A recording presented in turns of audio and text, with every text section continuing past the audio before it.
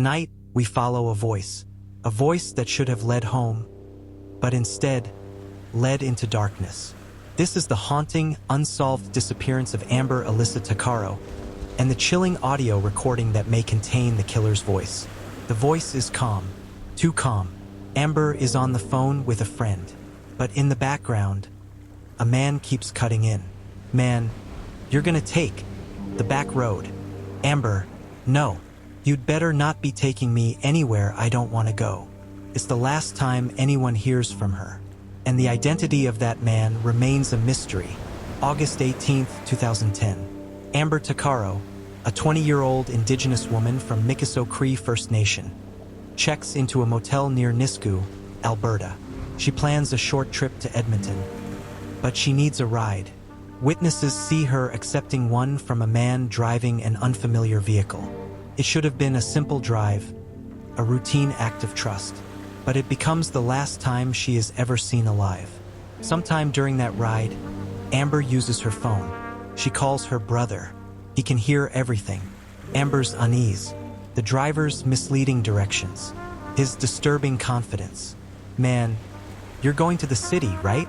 Amber, "Yeah, but why are you taking this road?" Amber is tense. The way someone sounds when instinct starts screaming.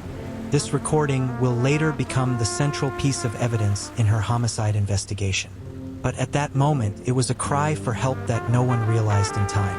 Amber never returns to the motel. Her phone goes silent.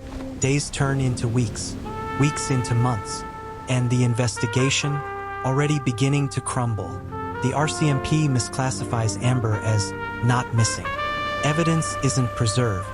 Key witnesses aren't interviewed. Her family begs for urgency, but the system fails her.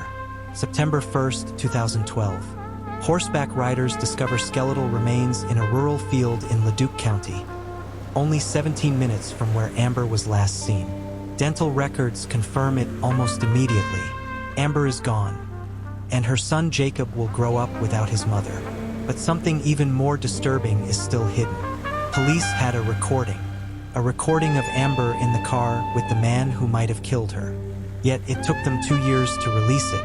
When the audio finally went public, millions heard a calm, controlling male voice leading Amber down dark rural roads.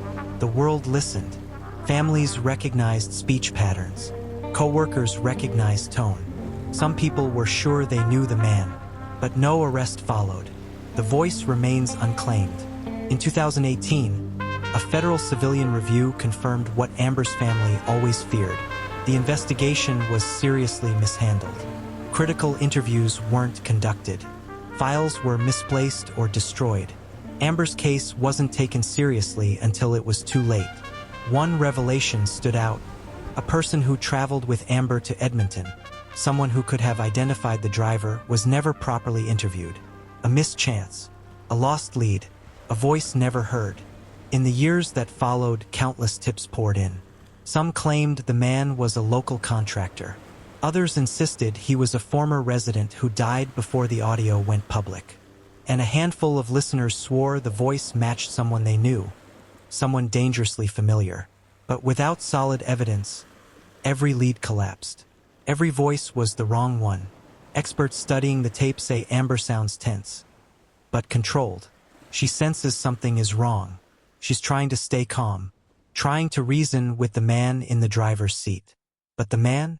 He sounds relaxed, too relaxed, like someone who had done this before, like someone who knew no one was coming.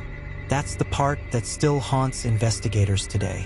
Amber's family continues to fight for justice, not only for her, but for all missing and murdered Indigenous women across Canada. Her son is growing up with her memory. Her mother remains relentless, refusing silence. And that recording still surfaces in podcasts, cold case units, and late-night forums. One question echoes louder than ever. Who was the man driving Amber Tuccaro the night she disappeared? The voice is out there. Someone recognizes him. Someone knows the truth. Maybe someone is afraid to come forward. Until that voice has a name, the case remains open. A mystery carved into the history of Alberta. A warning whispered in the dark.